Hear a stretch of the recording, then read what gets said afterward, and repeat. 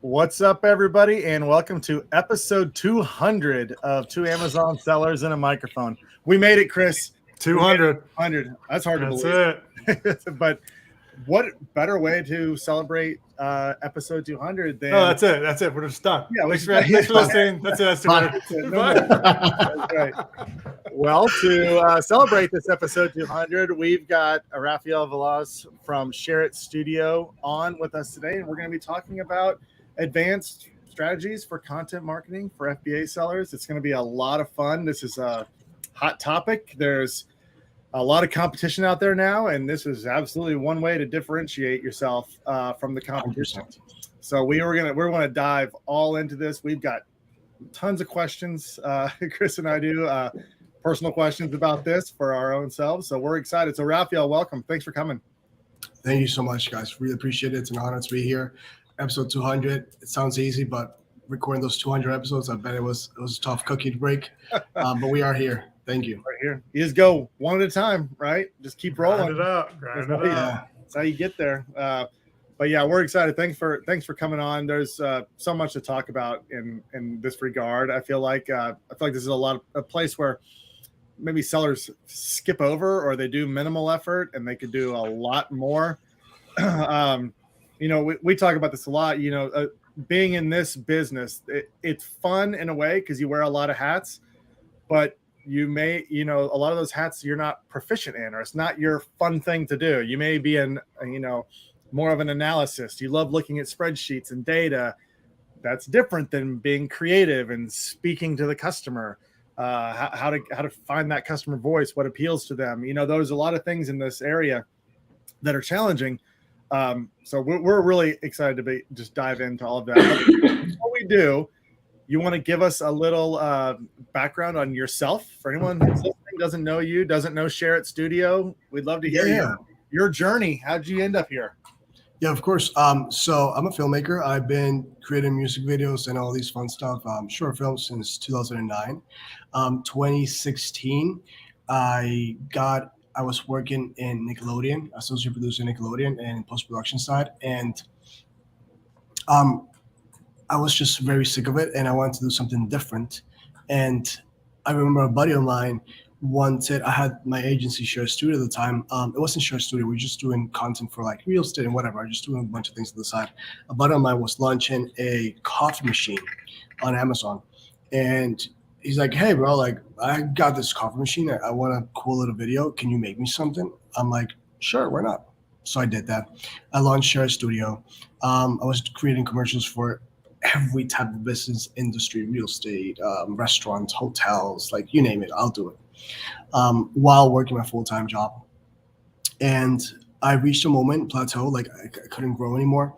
And I found a mentor, and the mentor told me, you have to niche down. You have to be the best at something. Like, what is that something? I spent a couple of months figuring out, and I remember creating this commercial for Capsulist. That's the brand name. They're based off of Miami. And I remember the amount of joy that I got from doing this, because working in TV is one thing, working for feature films is another thing. It's like, it's very hard, to be honest, like 16-hour days. If you love what you do, that's fun, that's great. I work 16-hour days right now, but that's like I love what I do. And I remember doing that. I was like, this is really fun. Like maybe I could do, like there's something here I could do. And I started, dabbling around and, checking Fiverr and who's offering all these services and all that. I found Jungle Scout Market at the time. I was like, let me just sign up. They closed down, RIP. I had a really good run there. We had like more than 100 5-star reviews. Actually, it was great. Bring it back, guys. Please bring it back. I loved it.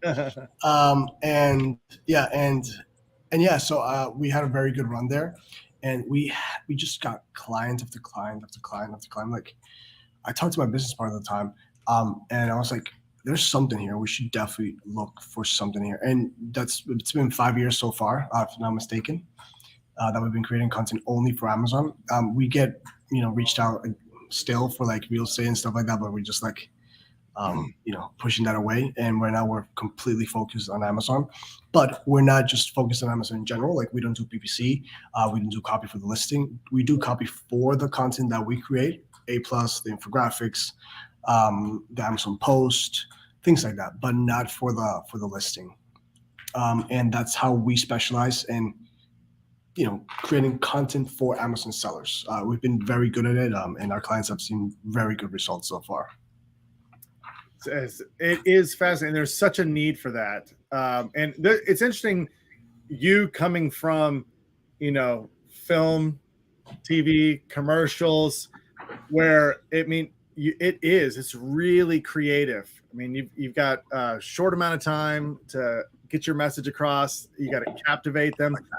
It's the exact same with potentially less time on Amazon. I mean, people are flying through these listings looking for, something to buy. You got to have something that stops the scroll, gets them to land on it, and then continues to sell that product as they go, from the search page to the detail page, down to the A+ content. And it's all got to be seamless. It's got to look connected. It's got to present the story. And like I said, that's where a lot of, so coming from the PPC side, this is what Chris and I, when we are talking about someone, we're talking to someone who's potentially going to use us for advertising, to manage their advertising. It's the first thing we look at is their listing. And, 60% of the time, the conversation comes to a halt right there. It's like, look, I would not run any advertising to this listing. This listing's not going to convert. The ads are going to work. The listing is going to fail. And so, I'm sorry. No, go ahead. So there's a motto we have in the studio that I feel is the strongest line the strong advice we can give to a seller, which is the content is the listing. Like, what does that mean? That means that is your shelf. That is your aisle. That is your that is your face. That is the face of your brand, of your product. Like, you might be selling golden AirPods, right? But if the photos are taken with, I don't know, very bad camera and the infographics are not really selling the product, or just the content is bad, then you're not going to sell. Your listing's not going to convert. So the quality of the content equals to the quality of the product as well. It's like when you see like Apple. Apple's like one of my favorite brands. Just opening the box, it's an experience, right? That's the box is patented. Like, literally, there's like, it's designed so you feel that 3 seconds, 4 seconds, like, oh my God. And then you take off, like, that's all thought out. The listing's the same thing. Like, if you don't have a really good content, you might spend $10,000 a day on PPC, and people might go to your listing. But what if they're not converting? Like, it does happen a lot of times. Maybe not the 10,000. I'm exaggerating, obviously, guys. Like, I know somebody who's spending $10,000 a day on PPC is not going to do that.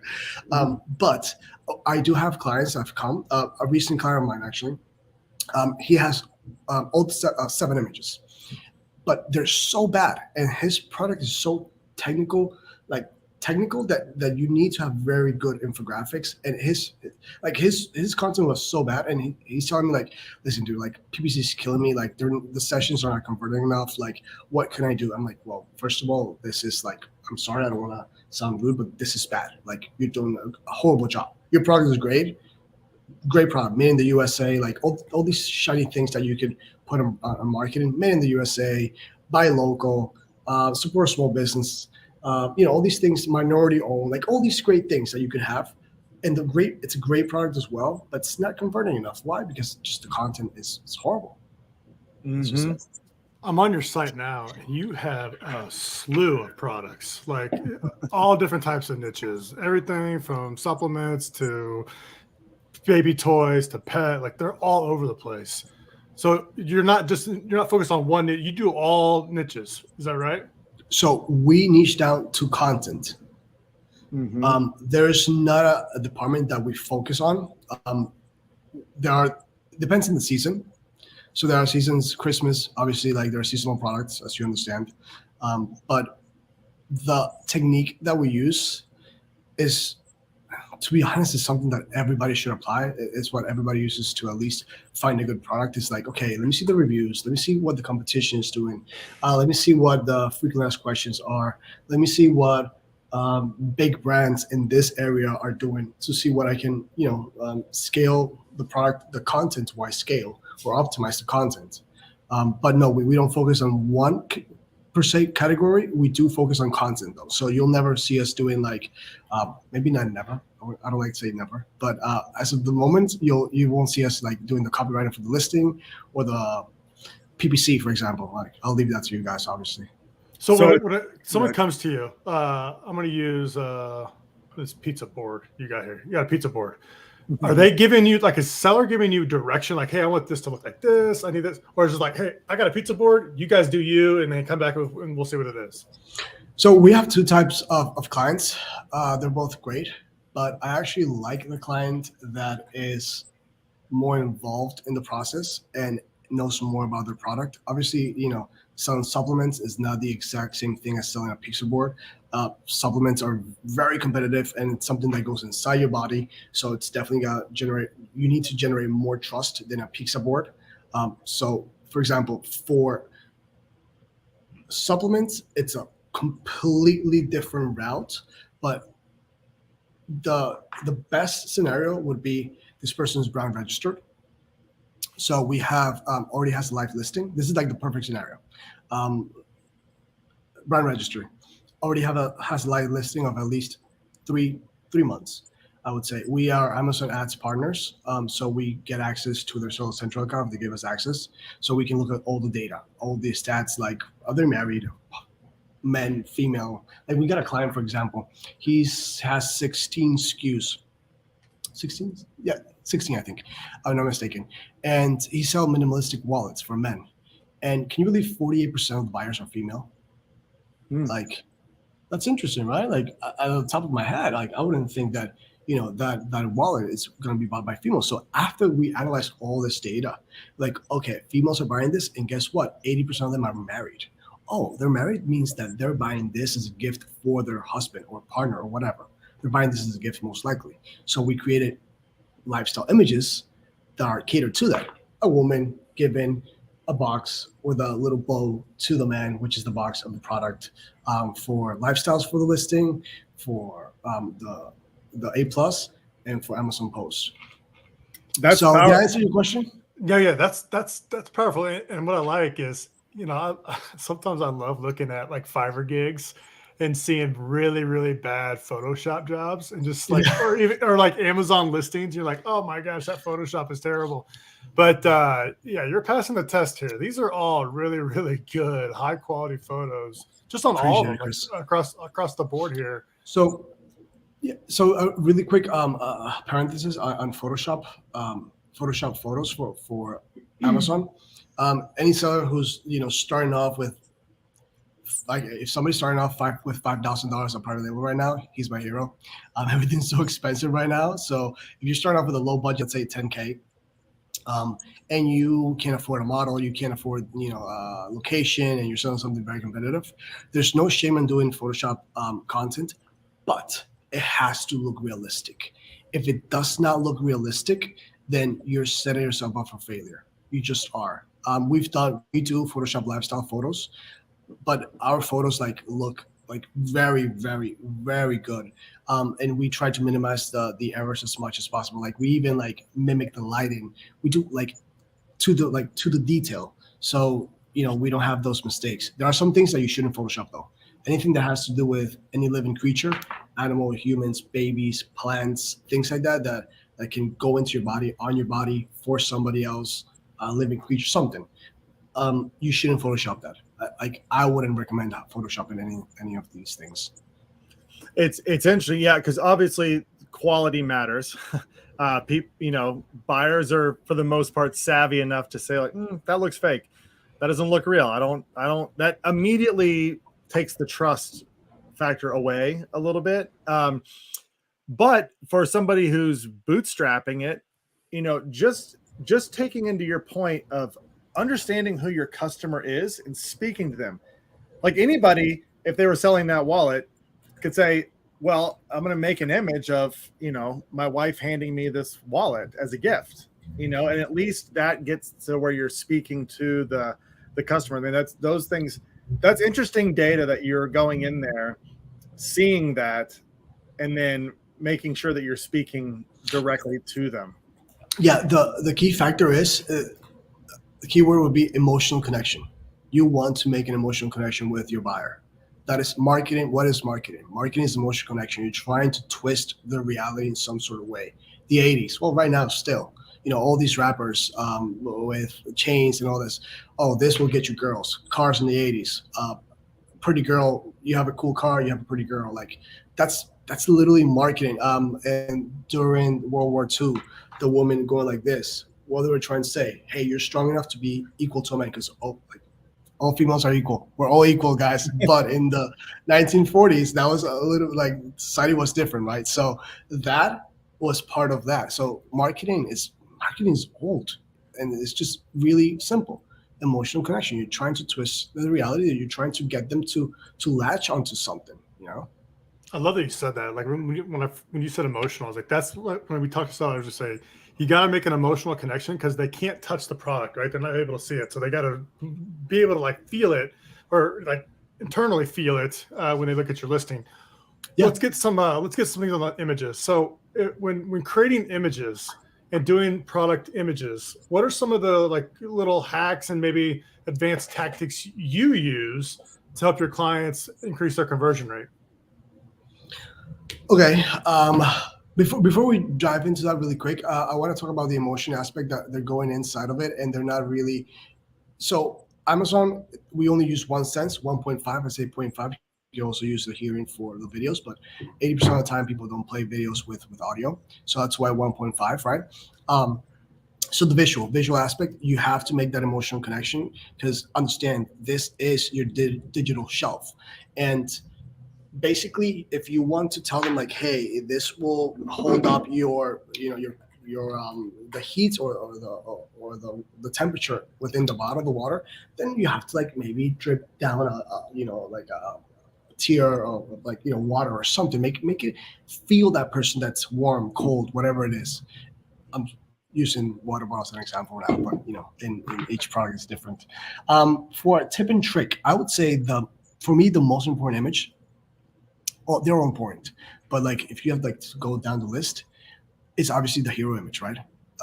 That is like you need a good hero image to get people clicking on your actual listing. If you don't get the click to the listing, they're not gonna convert, right? They have to see the listing, they have to click there. So that's the most important one for me. And right now, I've read a report by Jungle Scout that more than 60% of Amazon sellers are spending a lot of the marketing budget in PPC. That means that everybody's is trying to stand out. So right here, you have 2 Amazon sellers and a microphone. What is the word that stands out the most? Obviously, it's right. It's because it's orange. Wow, it stands out. Everything else is white. Okay. So what if everything was white? How can you make that one stand out? Okay, microphone will be the one that stands out the most because it's the longest, or 2 because it's the shortest.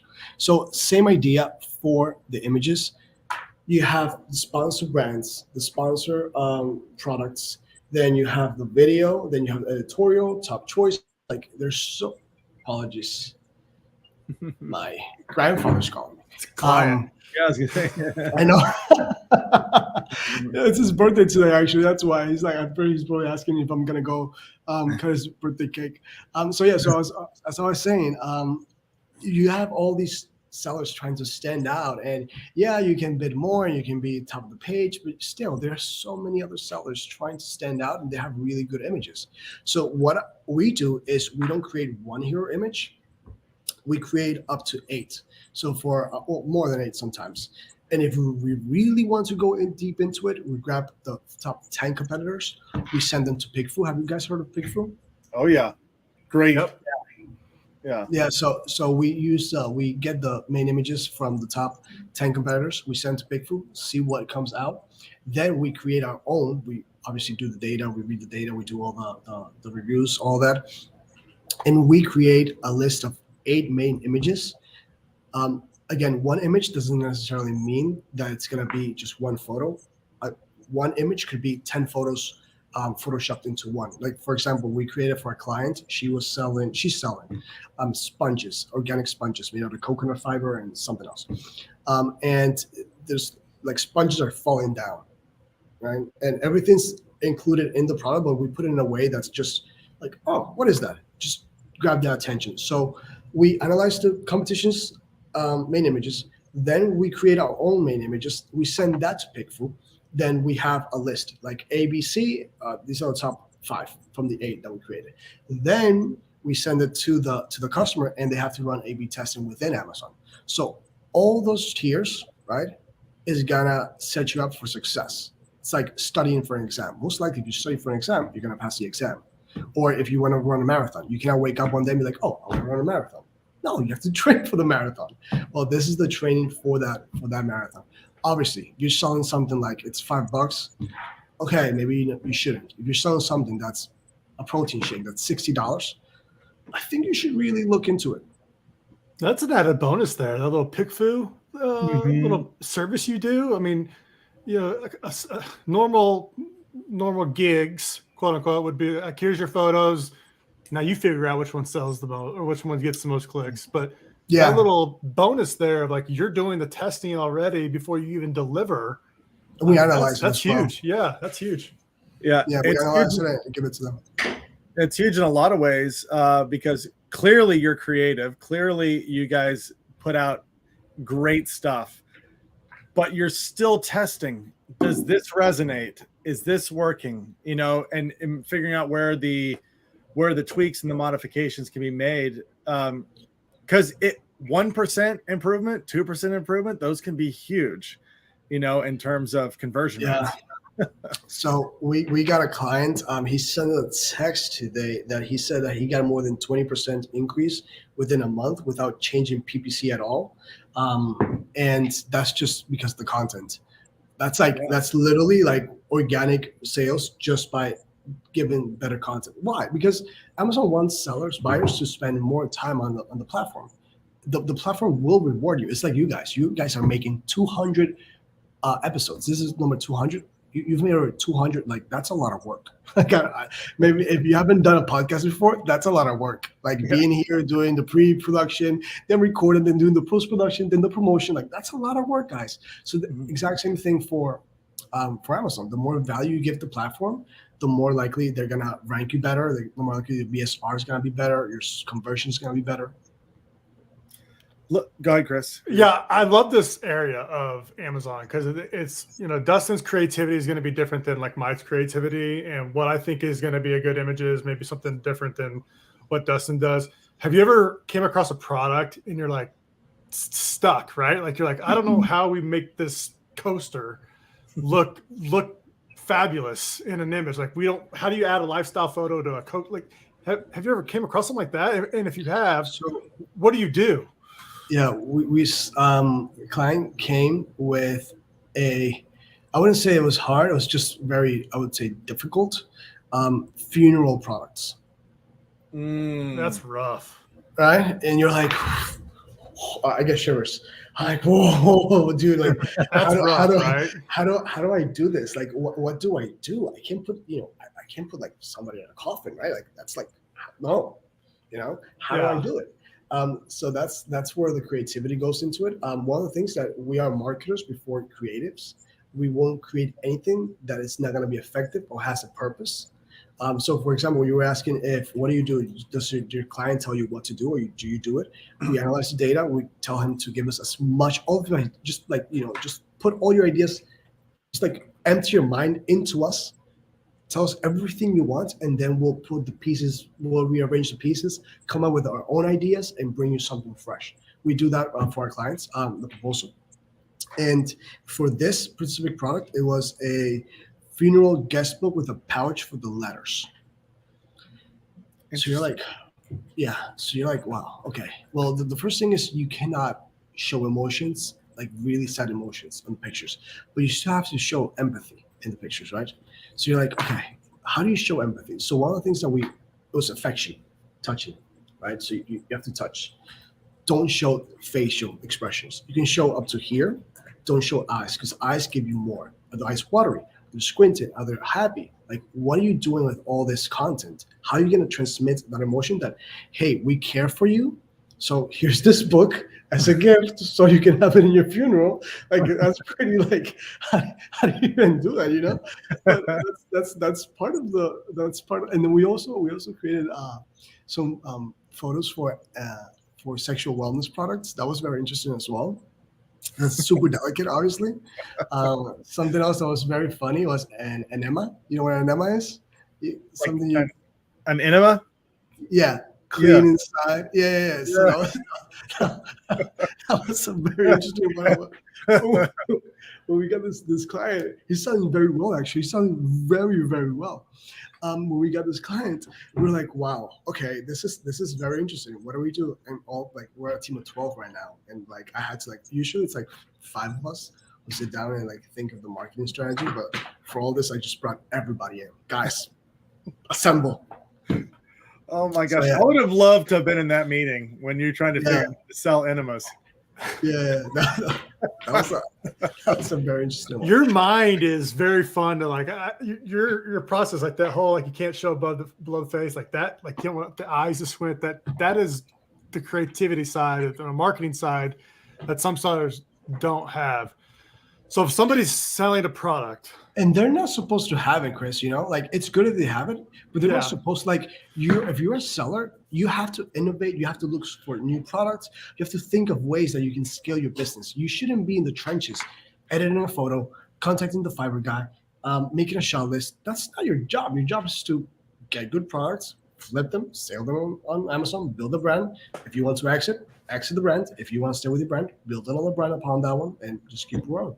yeah, and some people are more analytical. I'm not, and some people are like more creative on the side. I mean, after talking to you, I feel like I'm not anymore. But like, if my question, like, what are some things that you can do? I don't want to say on a budget, but like, if a seller doesn't have the funds and they don't want to use a Fiverr gig, how can they like make their mind be more, or not how to make their mind, but how do they get in that creativity mindset of like, how do I want my photos to look? How do I tell a story in my product with my images? Yeah. What do I need to do? Yeah, that's great. Story, that's such a good keyword. We've been telling stories since cavemen, right? Like all these old, paintings in the walls of caves, that's like thousands of years old, and they're telling a story. Right? Everything, like we as humans love stories. We love going to the movies, reading books, all these things. So if you're in a budget and you're very passionate about your product, like I think for you to be a very good seller, you have to be passionate about your product. Obviously, it has to be a good product, low competition, all these things that we know. But if you love what you're doing, it's like I think that's a key in life in general. You have very good insight of what you can have. So, for example, the client of the sponges, she's very passionate about the sponges because like she's a housewife and she likes to be at home and she likes to go and she likes to be with the kids. Like, that's literally her passion, and she's also into the environment. So she's like, well, I was throwing sponges away like crazy, and I was thinking, why don't I create an organic sponge? So she already gave me the idea. She told me, okay, Rafa, this is what I'm looking for. How can I make it possible? If you're in a low budget, what I would suggest you to do is work. We're all humans. Like we have understanding. Like if you, like, for example, with my company, what we do is before we even make a proposal, we ask our clients, hey, these are service ranges. What budget are you in? So we can make the best effective content for you within that budget. So we don't waste time. I don't want to waste your time. I don't want you to waste my time. Obviously, my team's time. I don't want to work in vain. So what is your budget? So we can kind of work within. These are a price range. This is a project like this can cost like this. A project like this can cost like this. You want photos, videos. Obviously, if you haven't, only made the listing images, it's gonna cost you one thing. If you're gonna have videos, it's gonna cost you another thing. If you want to have both, another thing. Amazon Post. Like there's so many things you can do. So the first thing I would say is talk to the person. Just be upfront. I have a lot of clients who are like, yeah, but if I tell them my budget, you're gonna go for that one. Like, no, I'll make something for you. Like I already know my profit. My profit is not gonna change. The more sales you get, the more likely you're gonna be able to launch another product or another brand. And you're gonna come back to me because I'm helping you with that. That's a repeat, right? Yeah, that's like I have like, I'm not kidding. I would dare to say like more than 60% of my income right now for my company is returning clients. Mm-hmm. Return clients. Like we get a lot of return clients, a lot. And it's just because the content is showing results. The content is the listing. If they don't have any budget at all, like at all, I would say save up, get a loan, something to get really good content. Or if your product is very affordable, you're gonna sell a product for like $10, $15 on Amazon, then get a professional camera, rent it out, go to YouTube, learn how to use a camera, learn how to use lenses, learn how to use the flash, learn how to bounce lights, how to filter light, learn all these things, and then send somebody on Fiverr that can charge you $5 to edit a picture, and do it that way. But again, if you're starting to sell on Amazon, Amazon's very competitive right now. Like, it's just it. Yeah, I think that has a lot to do with the category that you're in. I mean, there are certainly areas that you can get away with less quality listings. Yeah. If you're in the niches way out, there's one other seller of a similar product and they're terrible too, but they're selling. You can get away with it. It's just if you're in a competitive niche of any kind, you're just kind of setting yourself up for failure if you don't. If you can look at that and say, honestly, does that look better than that? If it doesn't, you're going to be in trouble. 100%. Yeah. So 100%. I would almost flip that around. I'd be like, if you have a low budget, don't get anywhere near areas where your competition is like clearly professional. Because you can. Yeah, that's a good point. I think that's important for people. I mean, you might be passionate about your product, but if you don't show it, then it's tough. And as well as I understand, I understand sellers, you guys. Okay, you have to source it. You have to study the platform. You have to source it. You already spend a bunch of money and time. Then you have to deal with the supplier. Okay, you're paying for the product. Now ship it. Like, you have all these expenses, and then you get to me like, hey, dude, I want to make pictures. Oh, it's that amount of money? Okay, I really don't want to do that anymore. I already spent so much time and money. Why would I want to do that? And the point is, like, the content is the listing. Like, the buyer cannot feel your product. There's no way he can do it, right? So you have to show him with pictures. Pictures say more than 1,000 words, right? That's how the old sayings goes. Mm-hmm. So yeah, I would try to set up, just plan your budget accordingly. Like, if you're gonna sell supplements, get ready, because supplements is not easy. Makeup as well. Like, you need good content for makeup. We made a very good listing for makeup, and he was on a budget. And instead of doing lives, going outside on exteriors, we stayed inside and studio. We just changed the background. We did a really good, nice video. Photos, A+, everything, and it's going really good. Obviously, he's competing against giants, Neutrogena, Labelle, like all these high-end luxury brands. So it's hard, but it's going good. People, you'd be amazed how many people on Amazon are open to try new things. Mm-hmm. If they show the quality. Yeah, and I think if you take it in perspective, like, Amazon changed the world. I mean, it changed the world for Chris and myself and anybody who sells and has brands. 20 years ago, you couldn't walk into Walmart and say, here's my product. Do you want to sell it for me? You want to buy it? I mean, you'd have to have just so much money, so much resources. They wouldn't do it. You can walk in, or you go into Amazon, open up an account, and literally get your product on the middle shelf. And if you think of it in those terms, then spending a little bit of money on a listing is nothing. It's an easy entry. Yeah, no, totally. And if we go even further, like, let's just go even deeper. I'm focusing a lot right now in the beauty industry. I think it's fascinating creatively. Like, it's just so cool to do it. And I've been doing a lot of makeup and beauty industry stuff. And I was reading a lot. And for example, in 2020, the third best selling celebrity makeup brand was House by Lady Gaga. The first one was Kylie Jenner. The second one was Fenty by Rihanna. Okay, so you're like, okay, what's the point about this? Well, the point is that House by Lady Gaga is exclusively sold on Amazon, right? exclusively. Third most selling brand. And if we go even deeper, there's a brand called Liliana Naturals. They were born, they're on Amazon, born in 2017 within the Amazon space. They were born on Amazon, and big retailers are like, before you have to go to trade shows, pitch your product, have this amazing budget, all this. Now these big retailers are like, okay, what's trendy right now? What's selling? So instead of going to like trade shows and doing like, they still do all these things, but what they're doing now is even, I think it's even more interesting, which is they're going to Amazon. What is trending on Amazon? So if you go into CVS, you'll find Liliana Naturals. It's an Amazon-born brand, right? So you're like, okay, Amazon changed the landscape. It's gonna change it forever, I think. If something bigger comes, I think during my lifetime at least, and I'm 30, I think it's gonna stay number one, at least, unless, I don't know, they have a coupe or something. I don't know. But for that, I think it's gonna stay the same. And the other thing is that that having that Amazon brand, you have so much liberty to do. Like if you're selling for retailers, it's so much like you have to amend or you have to stay within so many rules. Amazon gives you can do so many things with A+ content.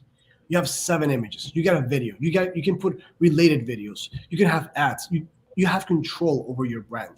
That's huge. Like that was seen never before. And after the pandemic, so e-commerce was like this, right? Everybody was getting used to it, but the less audience, the audience that bought the less was 50, 60 plus, right? They're like more like, I still like to go to CVS and, get my medicines and all these things. Pandemic, what happened? Everybody's in. What are you gonna do? Amazon. Okay, now you have to learn. You're obliged. Like you must learn how to use Amazon. Now, my grandma, she's 85. She knows how to use Amazon. I like, take my credit card out of the account, Granny. Yeah. You're not getting anything else this week. It's true. So, yeah. Everything you say is true. I mean, everybody there before the pandemic, there were large like direct to retailer brands that didn't even have a presence on Amazon, or they did by virtue of third party sellers flipping their products where they had no control over it. But they're all coming. They're coming to this. They know they have to get into that game. That's where you got to meet your buyers where they buy, and most people are on there. Exactly. And I was reading a stats today. Amazon has more than 200 million traffic just in the US. And they're opening up way more marketplaces. They have so many. So you can ship literally around the world. Like House by Lady Gaga shipped all over the world. Obviously, it's a big brand. It's a big name. A lot of money into it. But again, guys, I have a lot of friends in the Amazon space. And I got a buddy who just made an exit for like $20 million. It's amazing. I mean, talk about changing your life. Literally, like 4 or 5 years. Yep. See all the time for sure. I mean, aggregators are growing like crazy. They're buying up businesses like crazy, and it's which is not bad. I believe it's good. Sure. They're like they're telling you like they're not making you sell it. Like if you want, you can sell it. There's just more options now. The problem with that is that since aggregators are big companies, they have deep pockets. They have a marketing department. Like, okay, the aggregator, Dustin, you're selling, let's say, the racket behind, right? Mm-hmm. And you're spending maybe, I don't know, let's say $5 per click PPC. And then the aggregator comes and says, like, you know what? I'll spend $6. And you're like, fuck. Okay, now I have to spend more. Okay, now they optimize the whole listing with new content. You're like, oh man, now I have to spend at least like $3-4 grand on optimizing the listing just for content, really good content, because their content is amazing. So obviously that's gonna put a struggle on other sellers, but that's just part of the game, capitalism. If you want to, have everything in control, you can go to Venezuela, where I'm from, and that's horrible. Yeah. Speaking of amazing content, I'm over here watching videos on your site, and I've probably watched all, and I've watched them all the way through. So you're keeping my attention. Like the entire length of the video. What's the trick there? I mean, I see a lot of ins and outs and cut screens. Like, how do you get somebody to keep them engaged on a video? So a key part of marketing is attention, right? So attention, that's where the money is. Where attention is, that's where the money is. Gary Vee said that, if I'm not mistaken. The point is that if the longer the user stays on the platform because of a video, because of something, or in the listing, the most likely the A9 algorithm is going to reward you. So, for example, there are several types of videos in Amazon. The top three, in my taste, are sponsor ads vid, because that gets you the click, right? You got the listing video, that's going to convert the customer, and you got the promo demo video, which is like a halfway of a sponsor ads video and a listing video. And then you got the related videos, and you got videos for the premium A plus. Then you got a bunch of other videos for Amazon. Explanatory videos, you got live videos, you got so many others, but these are the top three. So, for example, the most important video for me would be the sponsor ads vid. Why? You're not gonna get a buy if the seller, if the buyer doesn't go into your listing, right? I mean, that's basically it. Like, they have to click on it and they're like, oh, okay, I like this product, let me buy it. But they have to go into your listing. But when they look for hand sanitizers, right? Yours is not the only one that's going to appear. Because remember, the intention of the buyer in Amazon is completely different than in social media. On social media, they're on the discovery phase, right? They're like scrolling, oh, I like this, let me save it, let me like it, let me follow this account. When they go to Amazon, 90% of the times, they're going to look for something they need to buy at the moment. Hand sanitizer. Okay, boom, I need a hand sanitizer. Like 20 in the page. Like, which one should I buy, right? So you scroll down, you see sponsor. The only is the sponsor ads vid, right? That's the only thing. If that video doesn't grab their attention, like that, that's just you're wasting money. You're literally burning money away. You're throwing money away. And I see a lot of sellers who would just use their listing video for that video, which is horrible. That's bad. Don't do that. So the first thing for the sponsor ads vid is it has to catch your attention. It has to be. It doesn't even have to be related almost to the product.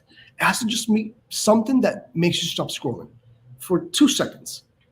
We did one that was a balloon exploding. We did one for hand sanitizer, which was a huge green germ, and then a bunch of other things happened.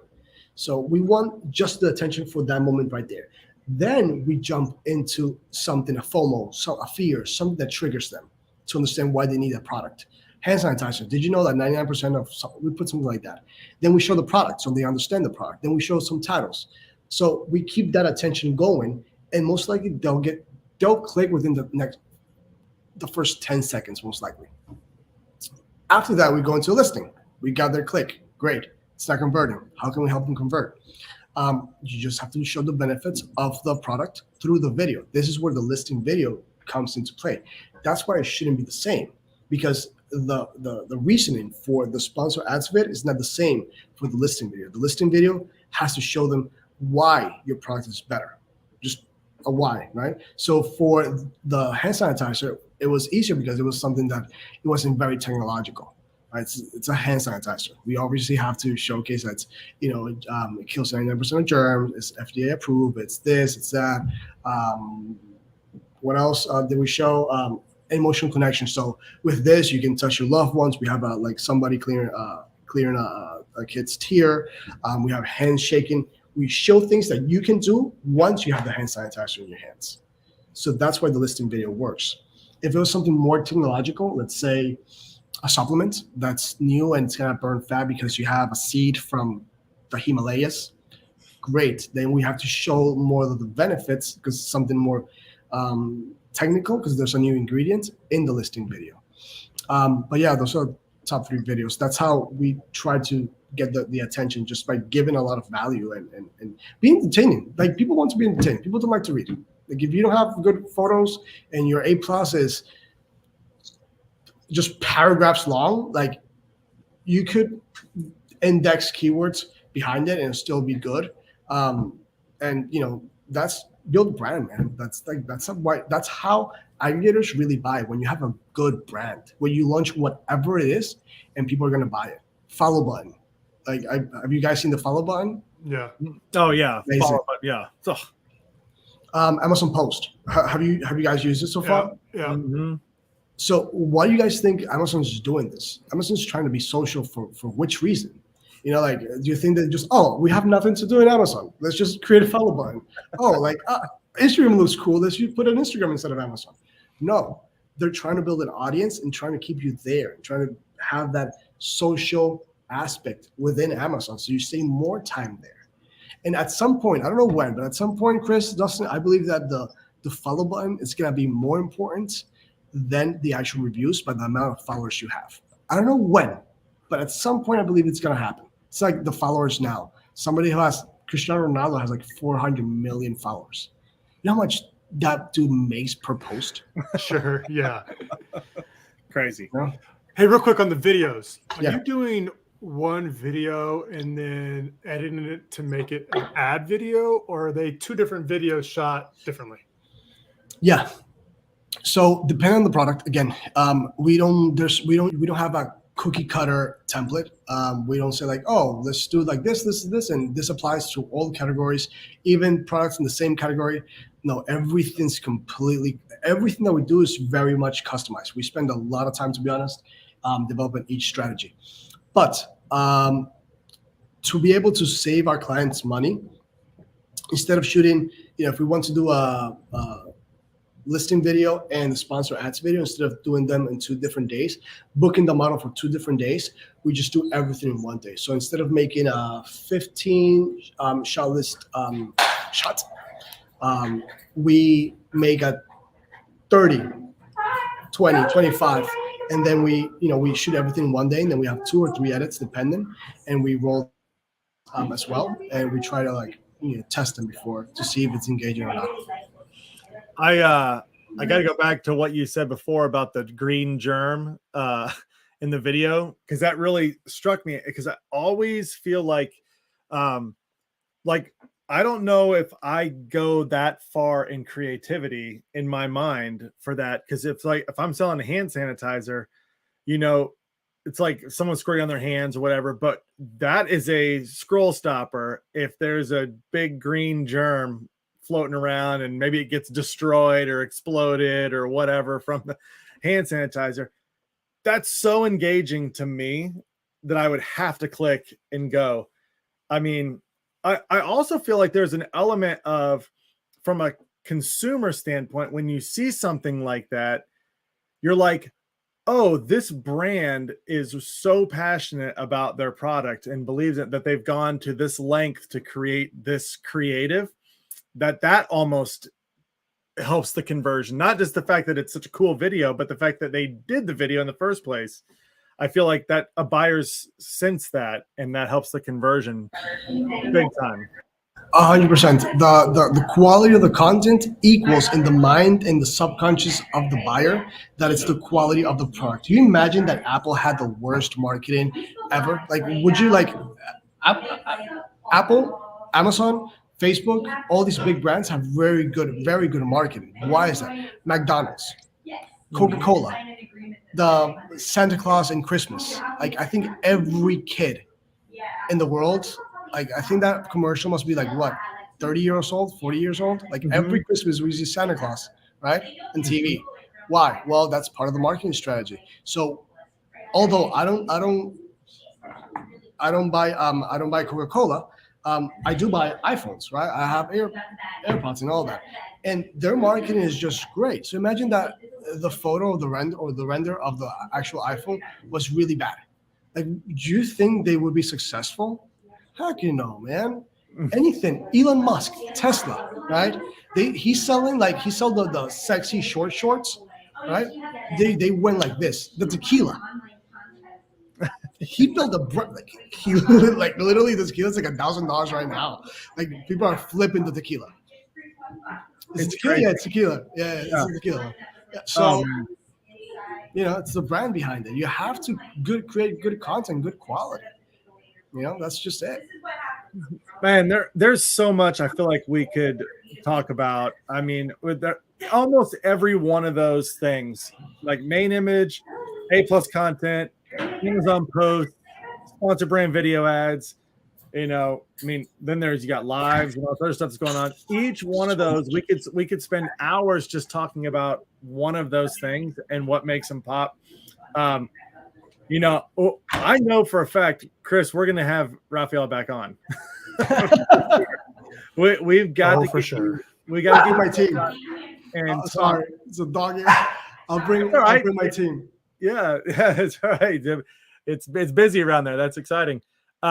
But we've got to get you back on because we could unpack even more of these things. But I think for people who are listening right now and they hear this, I mean, I learned things. I deal in Amazon every single day, all day long. I've learned some things that you're talking about. And what's nice is to see your passion behind it and how you're really going to the lengths to deliver. So people that are listening right now and they're like, oh, this is a missing component in my brand right now. I'm missing this. I need to do this. How do they work with you? How do they reach out, contact you? Yeah, guys, just go to our website, sharestudio.com. That's like you see in the name here next to my name, sharestudio.com. And there you can schedule a marketing consultation. This marketing consultation is literally free.